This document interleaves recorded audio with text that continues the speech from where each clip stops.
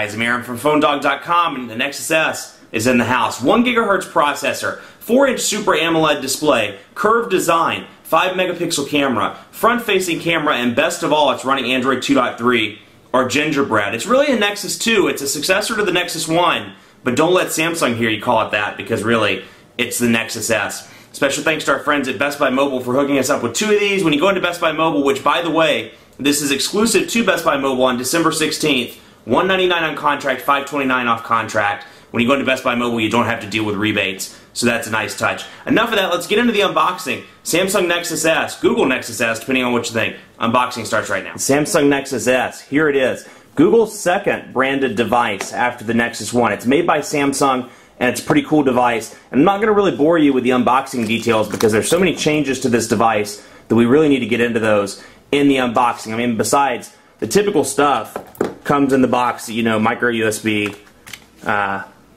USB cable, along with a charging cord, Samsung AC adapter module, and a pair of Samsung earbuds. So, you know, beyond that, that's what comes in the box, and they're pretty nice earbuds as well.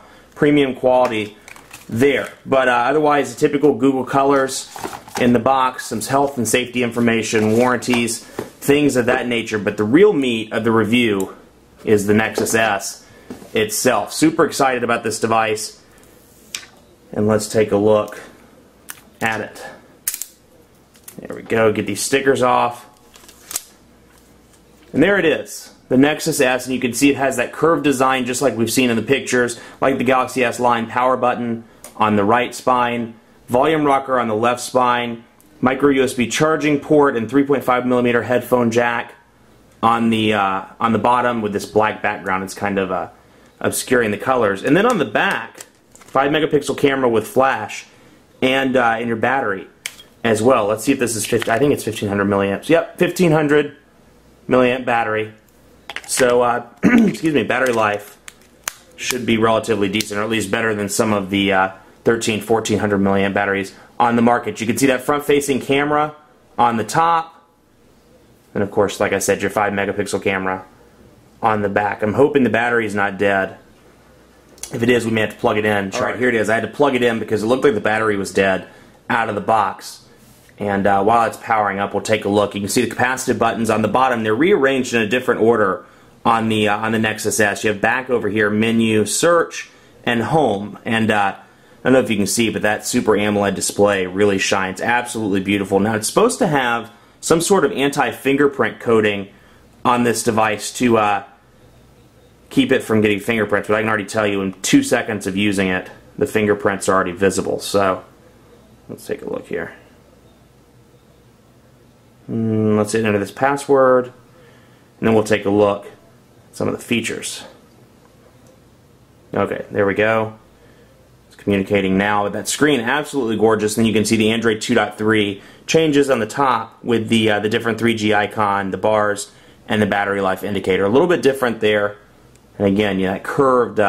It's funny because when this first came out, or when it was first announced, rather, I was a little bit reserved or a little bit unsure about the way the curve would look. But it's actually not bad at all in real use. I thought this is going to be terrible. You know, it's going to be curved. I'm not going to like it. But it's actually not noticeable enough to really sway me one way or the other in terms of daily use. There it is, Android 2.3, the launcher. You can see the colored icons on the bottom. And otherwise, this is, you know, a relatively minor revision to Android. This isn't anything like Android 3.0, which is coming soon, supposedly. You'll see, I mean, minus the little aesthetic changes like what you see up here, and then, of course, the notification bar, which you can see the color is a little bit different, no longer drab, kind of gray background, and it really plays up to the 4-inch Super AMOLED display. Like, it's funny, those grays, this kind of darker gray and the black background, it really definitely plays up to the Super AMOLED display.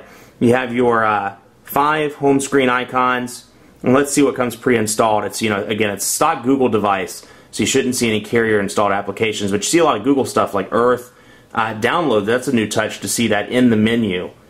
Let's see, Google search, news and weather widget, tags, phone is a different icon. It's that green colored icon, just like the one down here. And let's take a look at that while we're in here, just jumping in as quickly as I can, since we're on a time limit with these unboxings. You can see the numbers are a little bit different on that front. No longer buttons, but you can see a little bit of a change there. Green background. Other than that, call log, contacts, favorites, still the same on that front. And Google search. Let's take a look at the browser quickly. No huge changes there. Now the interesting thing, apparently when it transmits data, you can see that the 3G and the signal strength indicator are changing colors. They go from white to green. So I'm assuming that has something to do with the transmitting of data. But otherwise, pretty similar. Let's jump into messaging, have a look at the keyboard, and see new message. Changes, no real changes here, but let's say, hey there, how are you doing? And you can see autocorrect is fantastic. What is going on? Not what is going K. I have this problem where I look at the viewfinder in the camera while I'm typing, and that's probably not the smartest thing to do, but let's go over to how, and let's click there, and you can see this new tab that comes up. You can click and hold. Let's see. Select word. We can change the input method. Android keyboard is the only thing that comes on this out of the box, apparently. We can see it highlights the word. Now I want to see how we copy paste. This is my first hands-on with, there we go, select word. Okay, this is my first hands-on with Gingerbread myself, so we can select the word, and I'm assuming, yep, we can scroll it out from there, and then by moving my finger around I can go up or down. So pretty cool implementation there, much better than Android 2.2 and 2.1. And hey, it's an actual Samsung device that's running not Android 2.1, so kudos to Samsung. Yay! No, they know I love them, I'm just kidding, but it is a little frustrating that the Galaxy S line is still running Android 2.1. That end of the year deadline is coming up, Samsung. You might want to take a look at that. Much more coverage to come on the Google Nexus S on PhoneDog.com. Stay tuned today because I'll have a full walkthrough of Android 2.3 Gingerbread. It'll deal less with the hardware of the Nexus S and more with the software.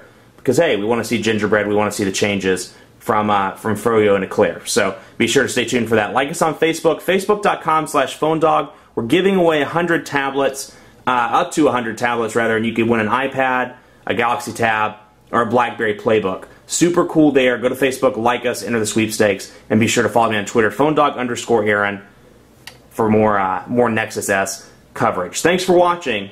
Stay tuned. We'll see you next time.